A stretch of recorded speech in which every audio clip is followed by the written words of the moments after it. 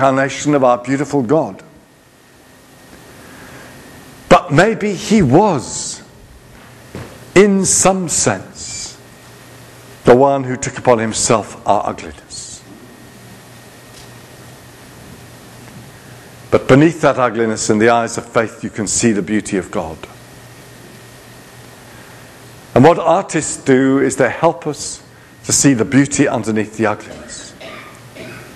Rembrandt is a great artist who shows the beauty of the old, a gift which I increasingly appreciate. Because with the eyes of God there's nothing ugly. Everyone is beautiful in God's eyes. Nothing is ugly if you can see with Christ's eyes. So I must stop. I think Christianity will be alive and well and living in Mashpee in 50 years' time if we have a culture that is confident, strong, Christian, but open. And that means a doctrine which is unafraid to be in dialogue, in discipleship, from people who aren't Christians. It means an ethics which isn't about prohibition and command, though the rules have their part, but which is the ethic of the pilgrim, the person who is walking to God, where we will find happiness and freedom, and a new aesthetics, which helps us to show what we can't say, and to see the beauty of God, even underneath all the ugliness. Thank you very much.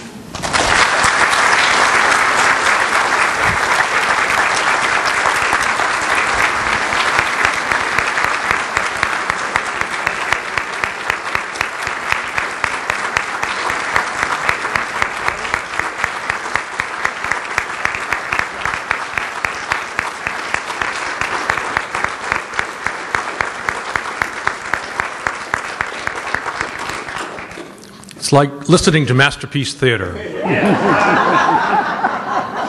Father Radcliffe has agreed to entertain some questions. A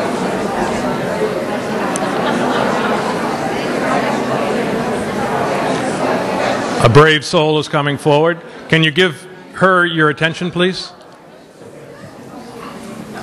You can use the mic.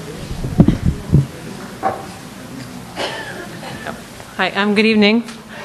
Hello. Hi. Hello. Hi, my name is Trish Hurley, and I'm here with my dad and my sister and my niece, who's actually probably the youngest person here, and I actually met Father Radcliffe in 2000 in Italy. You spoke to a group of us from St. Dominic's in San Francisco. We were traveled to Italy, which was fantastic. And I guess when I think about the future of the church and our church, I come from a very active Dominican parish, out in California, where I now live, and it's one of the few parishes, I think, that really catered towards sort of single young adults, because I think what Father Radcliffe is expressing really occurs sort of in college campuses. There's high school and college students. There's an excitement, there's a thirst, there's wanting to learn, and I think that's where people are really on fire and want to learn about their faith. And then after college, people sort of disperse, and there's very few places like the parish I found where it really is a place for young adults, for people who are searching in their 20s and 30s. And otherwise what happens is then people in maybe past their 30s like I am, when you get married and have kids, a little bit, just a tiny bit past. Anyway, so people in my age group then, or younger, who are having children are saying like, well, I want my children to get baptized, or there's a yearning to get back to the church, but not necessarily with having formed their own faith as an adult, but more like, oh, I should do this with my kids. So I'm wondering if you have any ideas of how to really reach out to that group that you see at Oxford when they get past the college stage and share with them your kind of faith. And if they could listen to you every night, they would be as excited as we are, but they probably can't, so. After a week, Trish, they would be fed up with me. No. Well,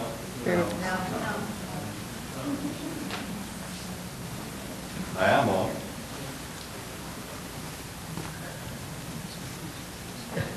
How about that?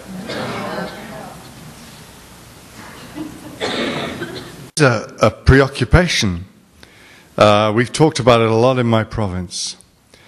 And funnily enough, I got an email today, which I opened in Boston College, from a young Jesuit who asked if I would like to engage with him in exploring this very question and what we could do in London. So I explained to him that I was already on Jesuit territory at Boston College, but the moment I got back to England, we will meet to try to think about it. I think you're absolutely spot on, because there is a need for something which is between, if you want, the college chaplaincy, the university chaplaincy model, which is for kids coming up to the most their mid-20s, and then the parish model. And I think a lot of it revolves around things like, if you want the sort of intellectual engagement you can give, which has to be quite exigent, I think. I think very often in the church we underestimate the degree of intellectual challenge that people like and they want. I had this fascinating day yesterday in Norfolk State Penitentiary, and I'd been there before, and they are Dominican laity and they're friends of mine. What really astonished me was the intelligence and the penetration of the questions. And so often we're patronizing, and we just don't understand how thirsty people are for something which is mature. Have you ever come across a chap called Robert Barron, who teaches at a seminary near Chicago? He went to see his niece one day, and she was just finishing high school, going to university, and there was her books for study over the summer vacation. And there was a book on physics of extreme complexity. There was Homer's Iliad in Greek. There was a couple of plays by Shakespeare, and he said, now what have you got for religion? And she'd been given a cartoon book. So he said, I'm going to go straight out and buy you the Summa of St. Thomas Aquinas in Latin. Pretty awful Latin, but there we are.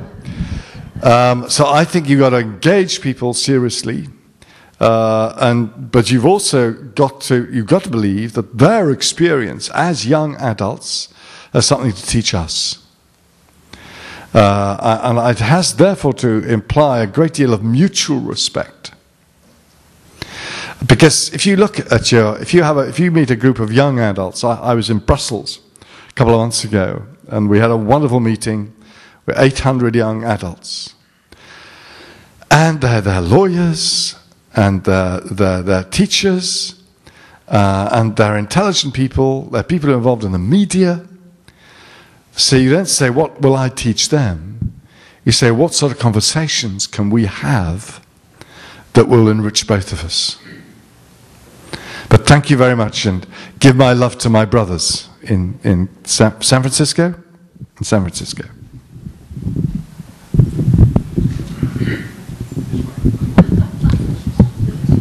Or if I didn't expect all this. Father, my name is Mary.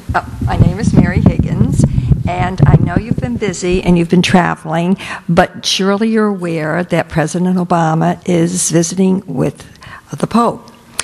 And what I heard this evening on the evening news was his concern about Iran and the Muslim situation. What do you see coming of this visit with the Pope, if anything, as far as assimilation and all those things that you think should be done, which I agree with? But how do you see this evolving itself? I think that the most important thing is to have a mutually respectful dialogue with President Obama. Mm-hmm. He is a very bright man. I have to say that when he was elected in England, you cannot believe the excitement we had. And I think he is a man with whom the church can be in dialogue on all sorts of issues.